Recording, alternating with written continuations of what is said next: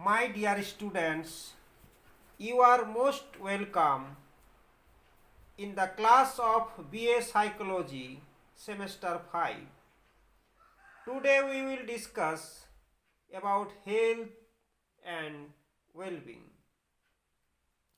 विद्यार्थियों, आप समझ सकते हैं हेल्थ कितना महत्वपूर्ण विषय है, वह भी इस समय जिस समय लाखों लोग बीमारी के कारण से जान गंवा रहे हैं। कहा जाता है स्वास्थ्य ही संपद है, health is wealth. What is health?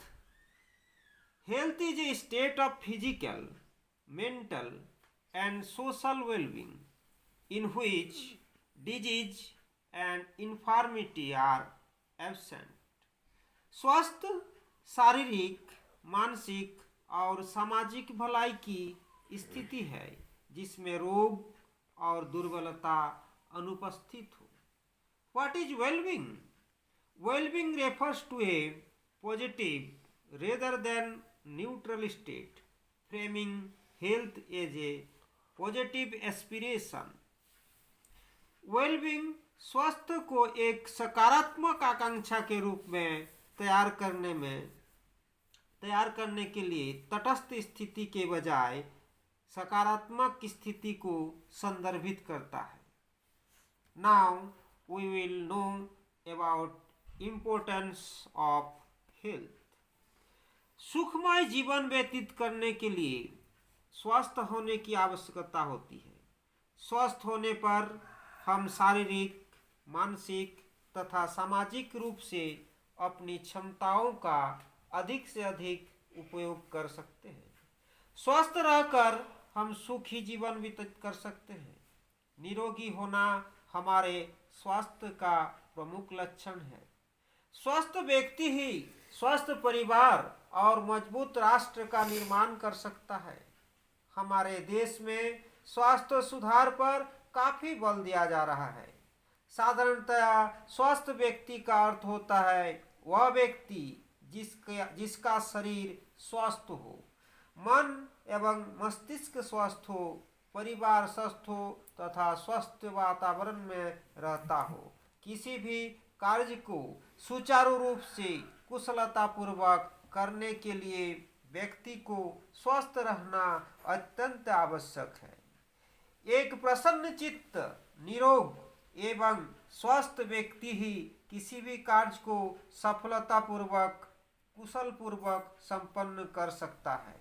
अतः जीवन की गुणवत्ता को सुसंपन्न करने के लिए संपूर्ण अवस्था जिसमें कार्यकुशलता, शारीरिक स्फूर्ति, मानसिक संतोष तथा सुख चैन पर विशेष बल देने की आवश्यकता है। अब हम कैसे स्वस्थ रहें इसके बारे में जानकारी प्राप्त करेंगे। यह एक ऐसा प्रश्न है जिसे आजकल प्रत्येक व्यक्ति जानना चाहता है। हमारे चारों ओर का वातावरण और खान पान इतना ज़्यादा दूषित होते जा रहे हैं कि हमें हेल्थ की तरफ बहुत ज़्यादा ध्यान देने की ज़रूरत है। हर कोई सफल होना चाहता है और सफलता का ठीक से प्रयास वह तभी कर पाएगा जब उसका शरीर स्वस्थ और निरोग होगा। स्वस्थ रहने के लिए कुछ उपाय हैं, जैसे सुबह जल्दी उठना, नियमित एक्सरसाइज एवं योगासन करना, प्रत्येक दिन कम से कम 2 बार मेडिटेशन करना, पर्याप्त मात्रा में नींद लेना, नियमित स्नान और अर्ध स्नान करना, पॉजिटिव थॉट को बढ़ावा देना, दैनिक कार्यों के लिए एक टाइम टेबल तैयार करना, संतुलित भोजन लेना, खाना खाने के तुरंत बाद पानी नहीं पीना, पर्याप्त मात्रा में शारीरिक परिश्रम करना, स्वच्छ रहना और किसी भी तरह की दिक्कत होने पर चिकित्सक का परामर्श लेना। अब हम विस्तार से वेलबींग के बारे में बात करते हैं। वेलबींग यानी भलाई या कल्याण एक व्यक्ति या समूह की स्थिति है। उच्च स्तर की भलाई का मतलब है कि व्यक्ति या समूह की स्थिति सकारात्मक हो। नेसी और लियोनिडिस के अनुसार कल्याण वह शारीरिक, मानसिक और सामाजिक भलाई के विविध और परस्पर जुड़ा हुआ आयाम है जो स्वास्थ्य की पारंपरिक परिभाषा से परे है। वेलबींग के अंदर शारीरिक जीवन शक्ति, मानसिक सतर्कता, सामाजिक संतुष्टि और व्यक्तिगत तृप्ति की भावना प्राप्त करने के उद्देश्य से गतिविधियां शामिल है। अब हम वेलबींग के बारे में विस्तार से बात करते हैं। सकारात्मक मनोविज्ञान यानी पॉजिटिव साइकोलॉजी में भलाई एक केंद्रीय अवधारणा है। सकारात्मक मनोविज्ञान में यूडिमोनिया का संबंध गुड लाइफ यानी कि अच्छा जीवन से है। यूडिमोनिया एक ग्रीक शब्द है जिसे आमतौर पर खुशी, हैप्पीनेस या कल्याण के रूप में अनुवादित किया जाता है।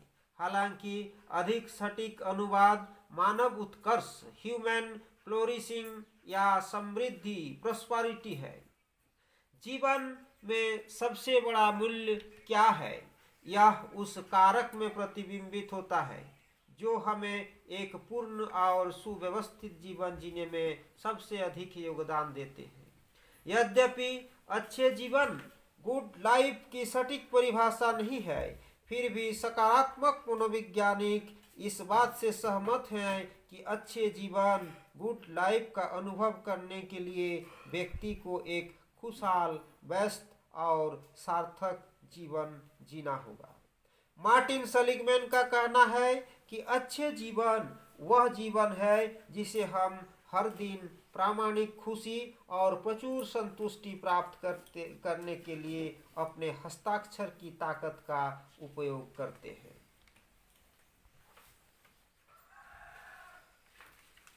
वेलबींग कई प्रकार के होते हैं, जैसे emotional wellbeing, psychological wellbeing, spiritual wellbeing, physical wellbeing, social wellbeing.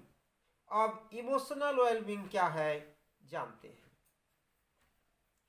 सुखद एवं दुखद संवेग का सकारात्मक संतुलन तथा सामान्य रूप से जीवन के साथ संतुष्टि का संज्ञानात्मक मूल्यांकन भावनात्मक भलाई में शामिल है।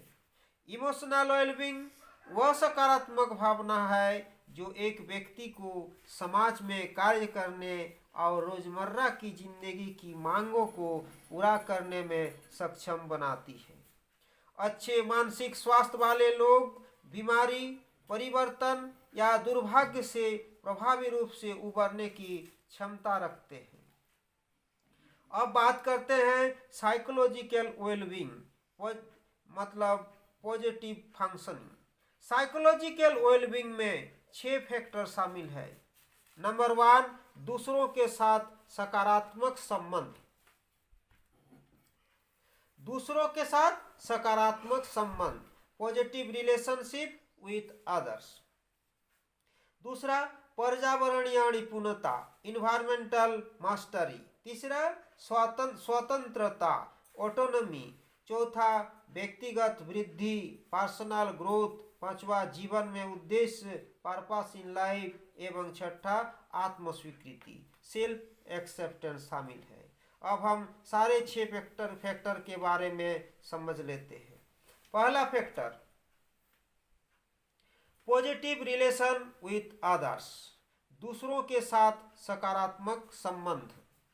दूसरों के साथ सकारात्मक संबंध से तात्पर्य यह है कि व्यक्ति का दूसरों के साथ सार्थक संबंध जिसमें पारस्परिक सहानुभूति, अंतरंगता और स्नेह शामिल है। जैसे कथन है, लोग मुझे एक ऐसे व्यक्ति के रूप में वर्णन करेंगे जो दूसरों के साथ अपना समय साझा करने के लिए तैयार रहते हैं। नेक्स्ट, इन्वायरमेंटल मास्टरी, पर्यावरणीय निपुणता। पर्यावरणीय निपुणता से तात्पर्य है कि व्यक्ति अवसरों का प्रभावी ढंग से उपयोग करता है और पर्यावरणीय कारकों और गतिविधियों को प्रबंधित करने में महारत हासिल करता है, जिसमें रोजमर्रा के मामलों का प्रबंधन करना और व्यक्तिगत जरूरतों को लाभ पहुंचाने के लिए स्थितियों का निर्माण करना शामिल है। जैसे सामान्य तौर पर मुझे लगता है कि मैं जिस स्थिति में हूँ मैं ही उसका इंचार्ज हूँ। अब बात करते हैं ऑटोनॉमी, स्वतंत्रता। स्वतंत्रता से तात्पर्य है कि व्यक्ति स्वयं के दबावों से और सामाजिक दबावों से स्वतंत्र है। वह स्वयं अपना व्यवहार को नियंत्रित करने में सक्षम है। जैसे मुझे अपने विचारों पर विश्वास है, भले ही वे आम सहमति के विपरीत हो। नेक्स्ट, पर्सनल ग्रोथ, व्यक्तिगत वृद्धि। व्यक्तिगत वृद्धि से तात्पर्य है कि व्यक्ति में विकास जारी है, नए अनुभवों का स्वागत कर रहा है और व्यवहार में सुधार और समय के साथ स्वयं को पहचानता है। जैसे मुझे लगता है कि नए अनुभवों का होना महत्वपूर्ण है, जो चुनौती देते हैं कि आप अपने और दुनिया के बारे में कैसा सोचते हैं। नेक्स्ट, पर्पस इन लाइफ, जीवन में उद्देश्य। जीवन में उद्देश्य से तात्पर्य है कि व्यक्ति का मजबूत लक्ष्य, अभिविन्यास, गोल ओरिएंटेशन है और विश्वास है कि जीवन का अर्थ है। जैसे कथन है, कुछ लोग जीवन में लक्ष्य से भटकते हैं लेकिन मैं उनमें से नहीं हूँ। नेक्स्ट, सेल्फ एक्सेप्टेंस, आत्मस्वीकृति। आत्मस्वीकृति से तात्पर्य है कि व्यक्ति स्वयं के बारे में सकारात्मक दृष्टिकोण रखते हैं। जैसे मुझे अपने व्यक्तित्व के अधिकांश पहलू पसंद है। नेक्स्ट, हम लोग बात करते हैं स्पिरिचुअल वेलबींग से क्या मतलब है। स्पिरिचुअल वेलबींग को व्यक्ति की स्वयं की तथा दूसरों की कला, संगीत, साहित्य, प्रकृति या स्वयं से अधिक एक शक्ति के साथ जुड़ाव के माध्यम से जीवन में अर्थ और उद्देश्य को अनुभव और एकीकृत करने की क्षमता के रूप में परिभाषित किया जाता है। स्पिरिचुअल वेलबींग को बढ़ाने के लिए कुछ उपाय भी है। जैसे महसूस करें कि मानव जीवन का अर्थ और उद्देश्य है। Feel that there is a meaning and purpose to all human life. शांति या शांति की भावना रखें, सभी के साथ प्रेम से पेश आए, क्षमाशील बने और दूसरों से क्षमा मांगे।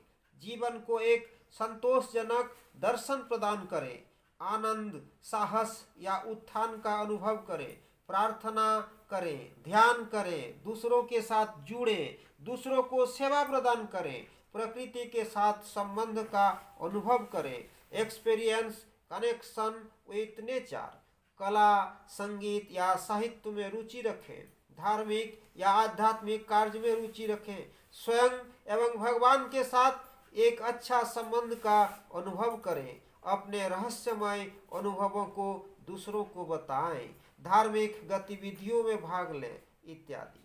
अब बात करते हैं हम लोग फिजिकल वेलबींग के बारे में। What is physical wellbeing? स्वस्थ भोजन और अच्छे व्यायाम की आदतों के माध्यम से अपने शारीरिक कामकाज में सुधार करने की क्षमता को फिजिकल वेलबींग कहा जाता है।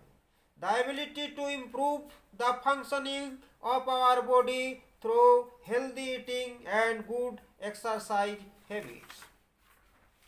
शारीरिक भलाई को बढ़ाने के लिए भी कुछ उपाय किए जा सकते हैं। जैसे स्वास्थ्य के लिए भोजन करना, ईटिंग फॉर हेल्थ, अपने शरीर को डिटॉक्स करना, पोषण संबंधी कमियों को ठीक करना, अपने घर से प्लास्टिक हटाना, स्वस्थ खाना संभव है, लेकिन फिर भी हम अस्वस्थ हैं। हम महत्वपूर्ण खाद्य पदार्थों या पोषक तत्वों को याद नहीं करते। हम खुद को प्लास्टिक या प्रोसेस्ड फूड के टॉक्सिन से भर लेते हैं।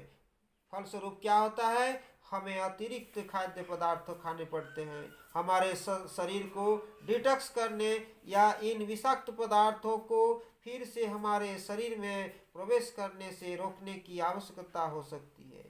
यही कारण है कि स्वास्थ्य के बारे में सीखना आवश्यक है, ताकि हम सही परिवर्तन कर सके जो हमें लॉन्ग टर्म हेल्थ और वेलबींग की ओर ले जाएगी।